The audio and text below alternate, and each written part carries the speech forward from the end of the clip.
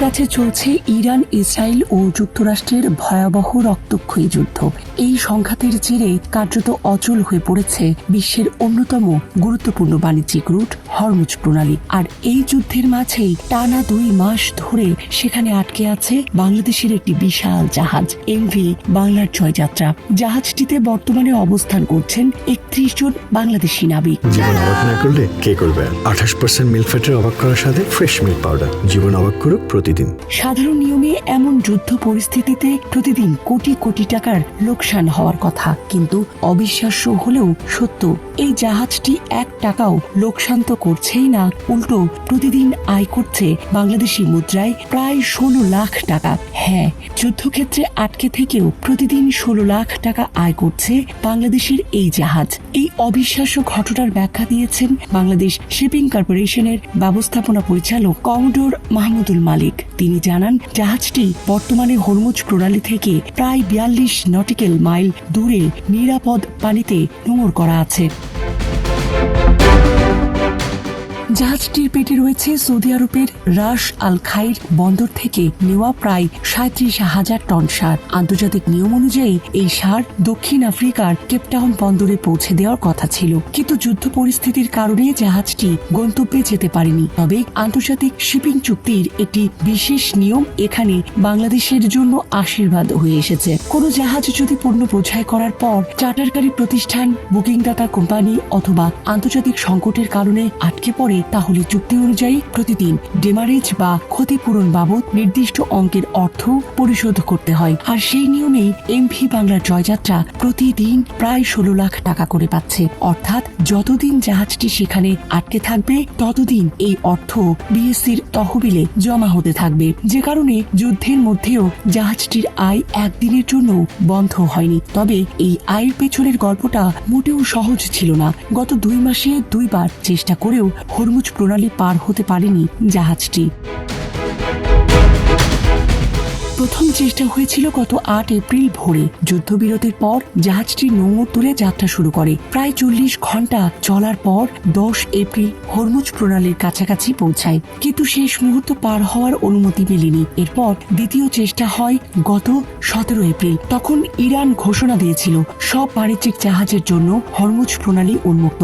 সেই ঘোষণার পর শারজাহ বন্দরের কাছে অবস্থান করা বাংলার জয়যাত্রা রাতে আবার নোঙর তোলে, কিন্তু মাঝপথেই জাহাজটির পথ আটকে দাঁড়ায় ইরানের শক্তিশালী ইসলামী বিপ্লবী গার্ড বাহিনী। তারা জাহাজটিকে পুনরায় নোঙর করতে বাধ্য করে, ফলে দ্বিতীয়বারের চেষ্টাও ব্যর্থ হয়।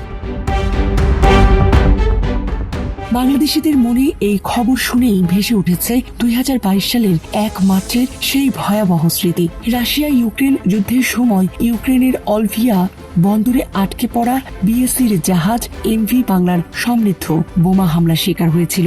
সেই হামলায় প্রাণ হারান একজন বাংলাদেশি নাবিক। পরে জাহাজটিকে পরিত্যক্ত ঘোষণা করা হয়। স্বাভাবিকভাবেই বাংলার জয়যাত্রা নিয়েও দেশবাসীর মনে আতঙ্ক তৈরি হয়েছিল। তবে আশার কথা শুনিয়েছেন জাহাজটির প্রধান প্রকৌশলী রাশেদুল হাসান। তিনি জানিয়েছেন, বর্তমানে জাহাজে থাকা 31 জন নাবিকই সম্পূর্ণ নিরাপদ আছেন।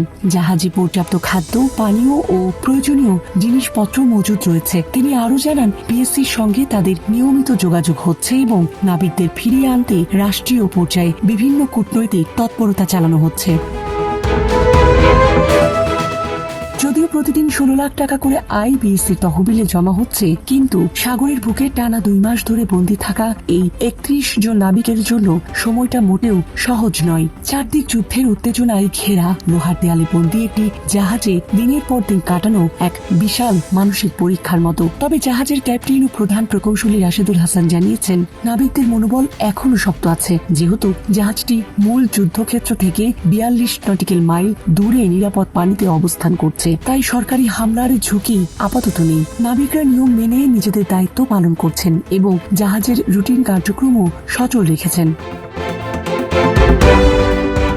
বিএসসির পক্ষ থেকে স্যাটেলাইট ফোনের মাধ্যমে তাদের পরিবারের সঙ্গে সার্বক্ষণিক যোগাযোগের ব্যবস্থা রাখা হয়েছে। পাশাপাশি তাদের মানসিকভাবে চাঙ্গা রাখতে বিনোদনের ব্যবস্থাও করা হয়েছে, যাতে তারা একঘেয়েমি বা বিষণ্ণতা না ভোগেন। এদিকে বাংলাদেশে থাকা নাবিকদের পরিবারগুলোর দিন কাটছে চরম উৎকণ্ঠার মধ্যে। ইউক্রেন যুদ্ধের সেই তিক্ত স্মৃতি মনে করে অনেক পরিবারই আতঙ্কিত হয়ে পড়েছিল। তবে বিএসসি কর্তৃপক্ষ নিয়মিতভাবে পরিবারগুলোকে পরিস্থিতির আপডেট জানাচ্ছে এবং আশ্বস্ত করছে।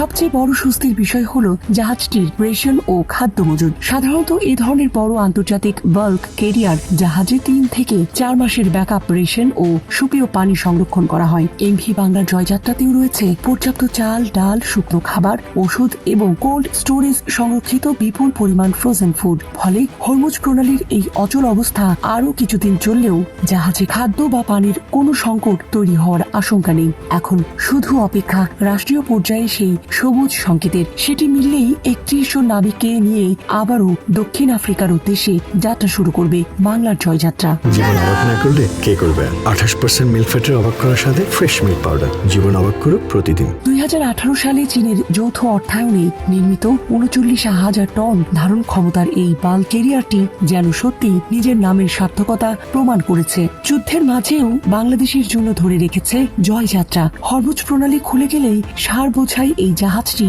আবার ছুটে যাবে দক্ষিণ আফ্রিকার কেপটাউন বন্দরের উদ্দেশ্যে। সামরিনা প্রীতি, ঢাকা এক্সপ্রেস।